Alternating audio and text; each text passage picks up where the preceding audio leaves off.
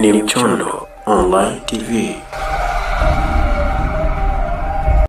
Sadaka inatengeneza amali zako, inasafisha yale machafu ambayo wewe kwa bahati mbaya ama kwa vyovyote vile mwanadamu kwa uwezo wa Allah uliweza kukosea, uliweza kuteleza.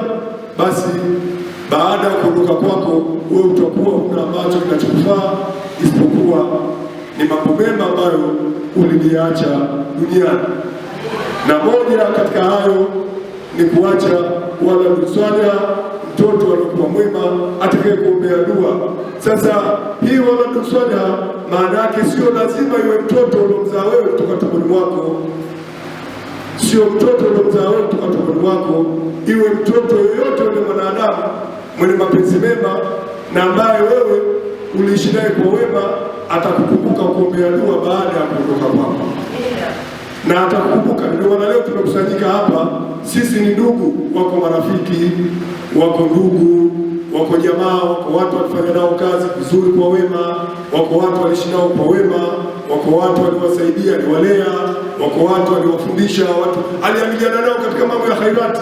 Basi hawa leo wanakumbuka fadhila yake, na katika fadhila hizo hakuna kubwa zaidi ya yote. Huwezi kumpelekea kitumbua, huwezi kumpelekea wali, huwezi kumpelekea biriani. Kubwa kumpelekea ni kumpelekea kumwekezea sadaka kwa Allah. Kwa hiyo tukitolea sadaka itakuwa ni jambo jema na tukawekeza kwa Allah. Lakini la pili ni kumsomea Qur'an kama tulivyosoma hapa, kumwekezea mbele ya Allah subhanahu wa ta'ala. Hilo ni jambo kubwa, ni jambo jema ndugu zangu, hili ndio tutakalofaa.